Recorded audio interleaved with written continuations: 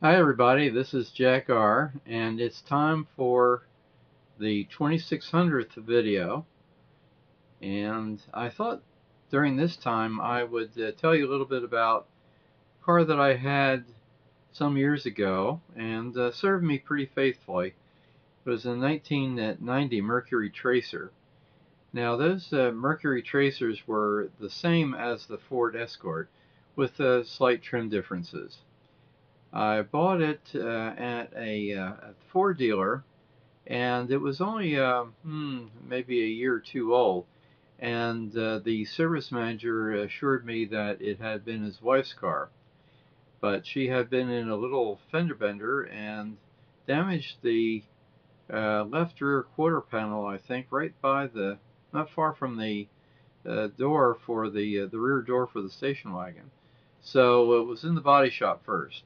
Okay, so I retrieved it from the body shop and it appeared to be in pretty good order until I opened the hatch and checked the spare. And I found that when they worked on the car, they evidently used a hose to flush the whatever remaining grinding of the filler or whatever they used, and the well, including the spare tire, was immersed in water. So I quickly took all that stuff out and drained the area. They had a couple of body plugs, so it was no big deal.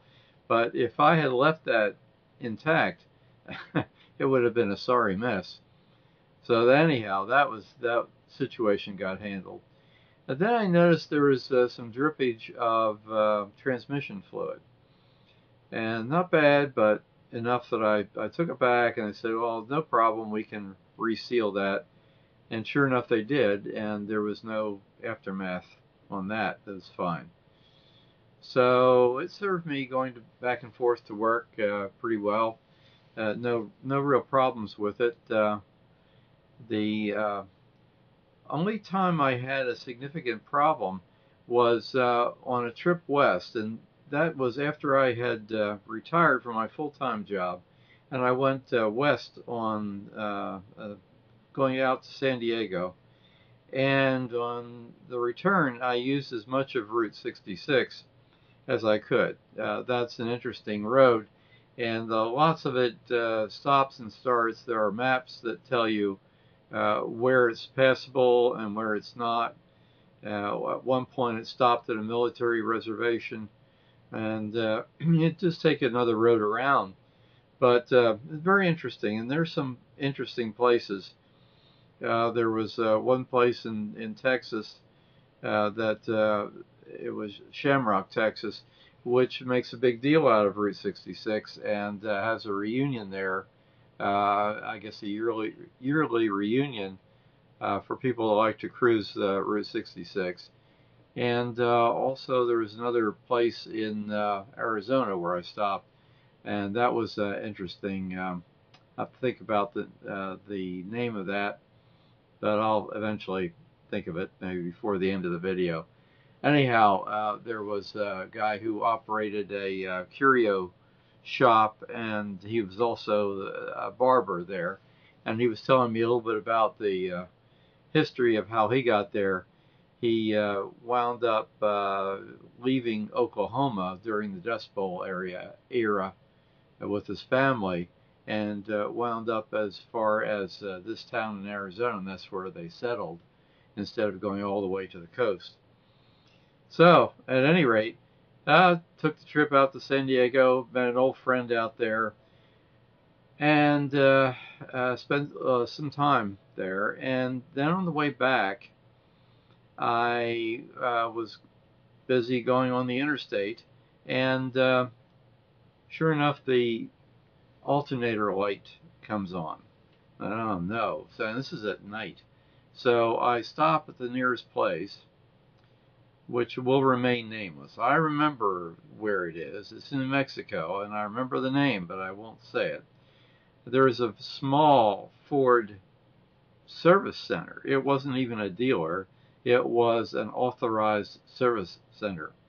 So I went there, and I I made it to that exit on the interstate, spent the night at the local motel, and looked this place up in the morning, and sure enough, the alternator had gone out.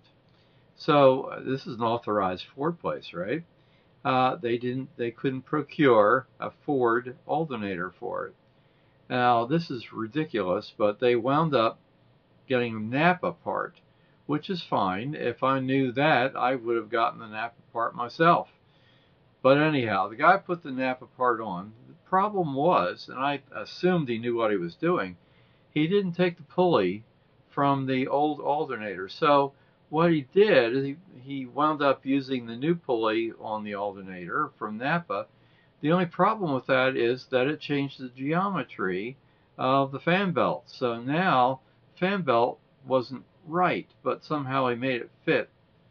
Well, it got me back home. And then I wound up going to another garage to try to find the proper belt for this now newly configured alternator.